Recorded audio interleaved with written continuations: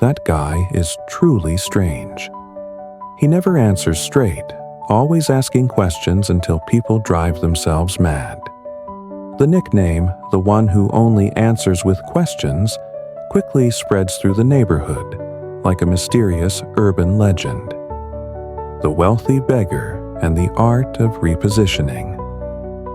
New York, late at night, when the faint golden streetlights cast their glow on quiet streets, the sound of traffic fading, leaving silence to envelop the city. At the intersection of Union Square, a high-end shoe store sits quietly in the heart of the city, its interior light flickering like a candle on the verge of burning out. Daniel, the store's owner, sits behind the cash register, his tired eyes drifting over dusty shelves of shoes. Once a source of pride, luxurious, refined designs, these shoes are now forgotten relics. Sales have plummeted, a dagger slicing through the dream he worked so hard to build. This shop was once a destination for affluent customers, its brand name a mark of prestige.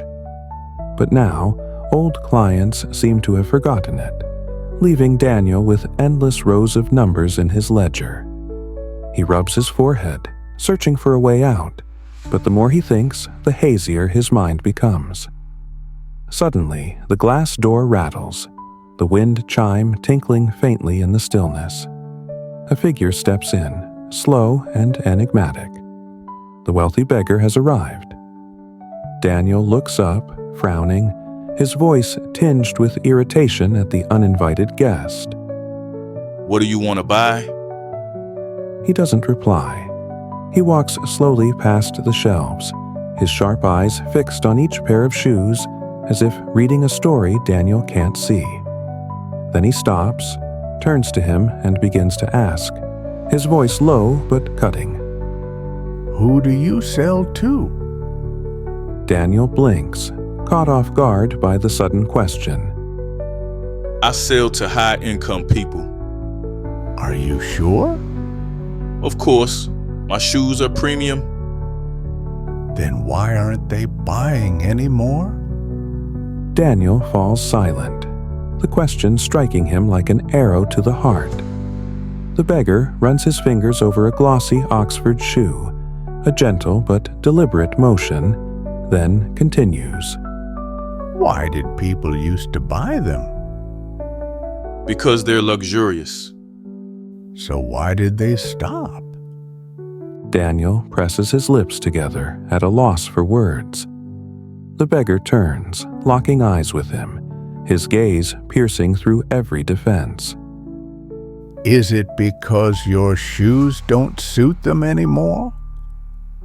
Daniel flinches slightly, but the beggar doesn't relent. "If I asked 100 people on the street, would they know your brand?" "Maybe a few."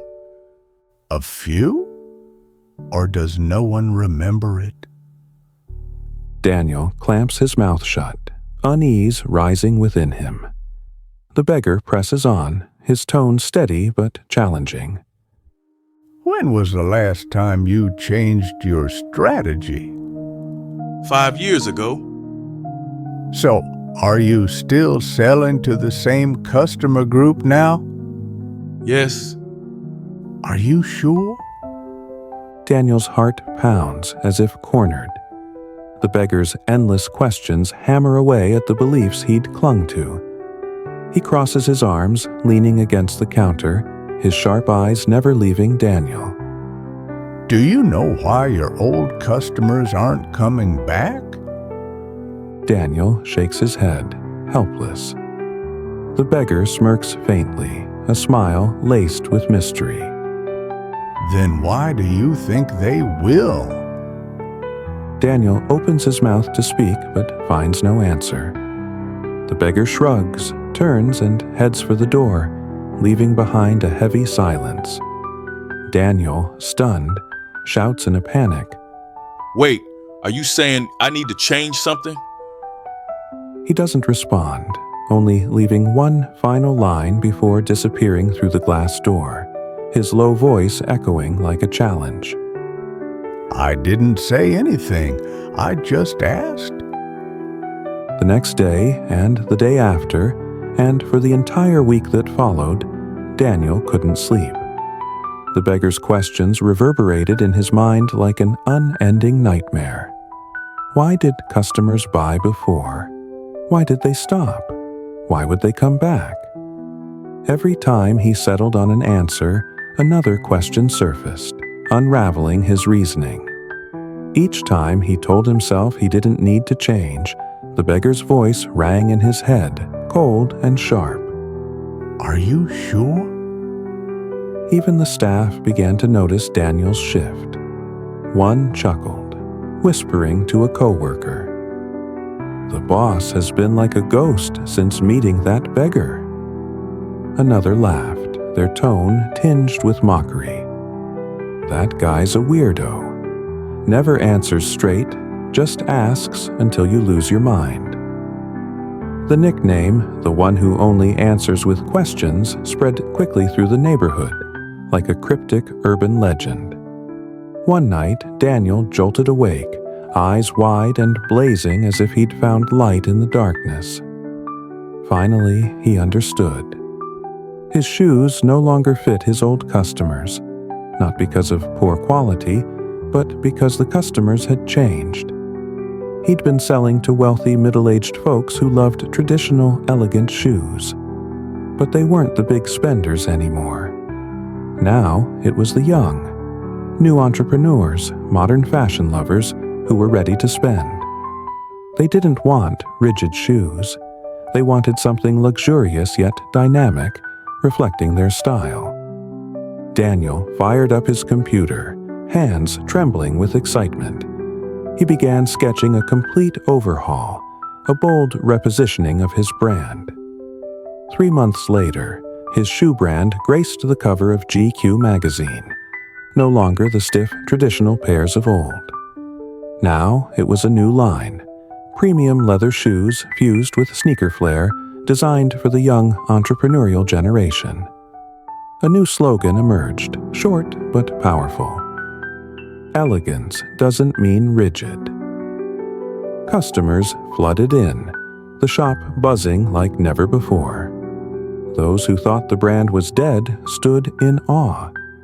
It hadn't died. It just hadn't been positioned right. One day, as Daniel opened the cash box to check the highest revenue ever, he found a small note tucked among the dollar bills. A single scrawled line in bold strokes carried a proclamation. People don't buy shoes. They buy the image of themselves in those shoes. Daniel smiled, glancing out the glass door. He wasn't there, but Daniel knew the wealthy beggar had seen it all coming. And the next time he appeared with his maddening questions, someone else would lose sleep over him, only to find clarity in their own confusion. The lessons from this story are razor-sharp truths. Positioning wrong means failure. Customers keep changing, and if you don't reposition, they'll leave you behind. Don't sell a product.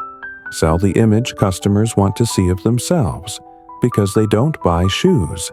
They buy the feeling of wearing them. And finally, the right question matters more than the answer. No one hands you solutions, but the right questions can unlock an entire strategy. The beggar vanishes again, a phantom dissolving into New York's night. But his questions linger, waiting for other entrepreneurs, those stuck in a rut, until one day he reappears with his strange art.